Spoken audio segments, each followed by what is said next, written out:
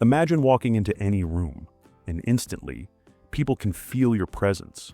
Not because you're the loudest, not because you're the most attractive, but because there's something about you that says, I know who I am, and I don't need your approval. That is dangerous confidence. And today, I'll show you 10 habits that build it. So strong, people will wonder, what's your secret? Habit 1, master your posture. Before you speak, before you even open your mouth, your body is already telling the world who you are. Shoulders back, chin up, slow, controlled movements. This isn't arrogance, it's a silent signal to your own brain. I belong here. And here's the science, your posture changes your hormone levels in minutes. Stand small. You shrink in presence and confidence. Stand powerful.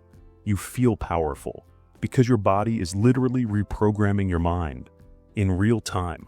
Ever seen someone walk into a room and everyone just notices?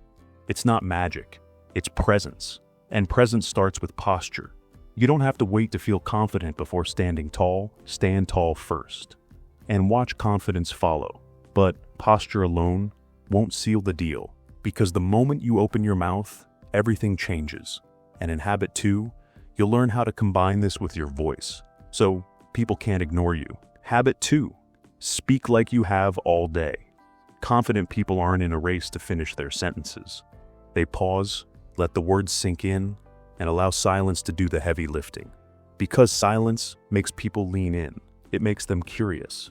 When you slow down, you're sending a clear signal. I'm in control here. You're not rushing to be heard. You're making others wait to hear you. Fast talking, that's the language of nervous minds, trying to fill every gap. Slow talking, that's the language of leaders. Every pause becomes power. Every word feels intentional. And when you own your pace, you own the room. But here's the twist. Your voice is only one tool in your confidence arsenal. There's another weapon most people ignore. And in habit 3, we'll talk about the overlooked confidence trigger that changes how the world sees you before you even say a word. Habit 3, dress for the role you haven't got yet. Don't just dress for the job you have. Dress for the future you're building. Because the way you dress doesn't just change how others see you, it changes how you see you. Even when no one's around, your clothes are talking to your mind. This is who I am now. A sharp suit, a clean fit, even polished shoes. They all send micro signals to your brain that it's time to level up. Think about it. You move differently when you feel sharp. You make different choices when you feel capable.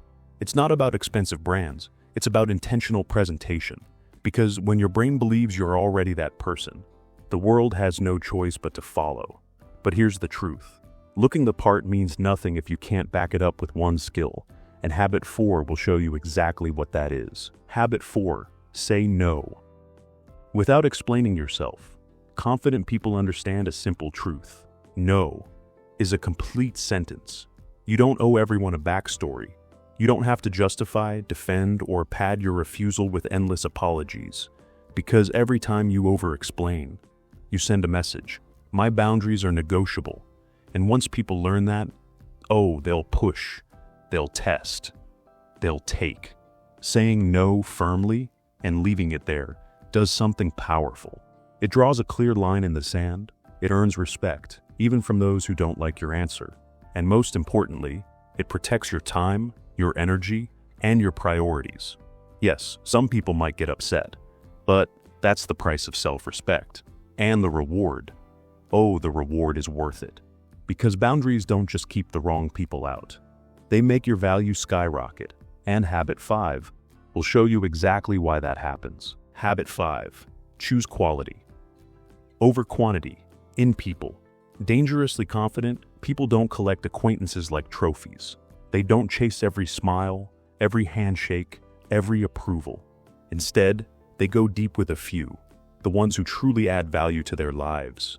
Because trying to please everyone, that's a guaranteed way to lose yourself.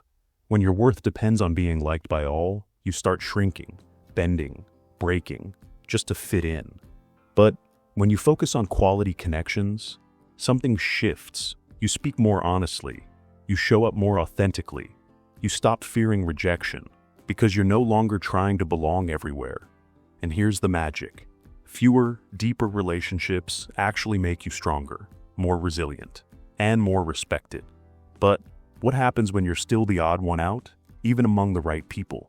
Habit 6 flips the script on what confidence really feels like inside. Habit 6. Get comfortable being the odd one out. Confidence isn't just fitting in, it's standing out and being okay with it. Wear something that's you, even if it's different. Speak your truth, even if it's unpopular.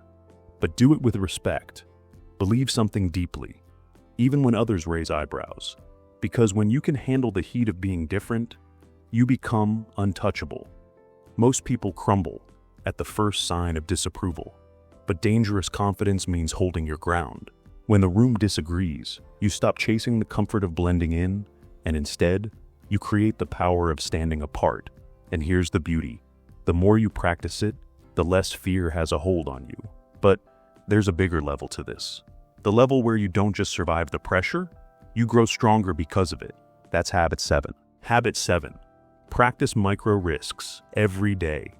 Confidence doesn't just show up one day, it's trained like a muscle. And the best way to train it, micro risks. Do small, slightly uncomfortable things. Every single day. Order your coffee in a weird accent. Compliment a stranger's outfit. Wear something bolder than usual, even if it makes your heart race. These tiny acts teach your brain one powerful truth. Embarrassment won't kill you. And once your mind learns that, fear starts to loosen its grip. Before long, things that used to feel terrifying, pitching an idea, speaking in public, asking for what you want, suddenly feel natural. You stop waiting for the right moment, and you start creating it. Because risk stops being a threat and starts becoming your comfort zone. And when that happens, you're ready for a whole new level of power, which is exactly what Habit 8 is all about. Habit 8. Never complain, ever. Confident people know that complaining is a silent admission of defeat. Every time you whine about a problem, you hand your power over to it. You're telling the world, this controls me. Dangerously confident people don't waste energy like that. Instead, they do one of 3 things: solve the problem, adapt to it, or walk away from it. And here's the twist. When you refuse to complain, you stand out. Why? Because in a world where everyone vents, your silence speaks volumes. It signals control. It says, I'm focused on action, not drama.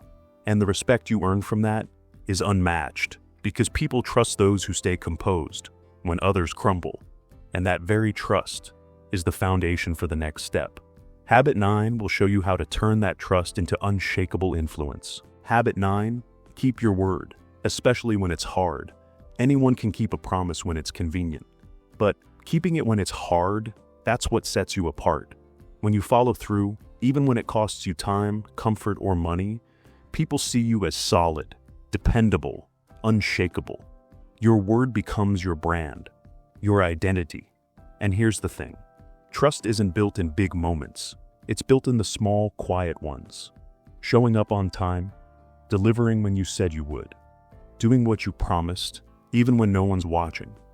Each kept promise is a brick in the foundation of your reputation. And that reputation becomes pure confidence fuel. Because when you trust yourself to keep your word, others trust you too. And that kind of trust?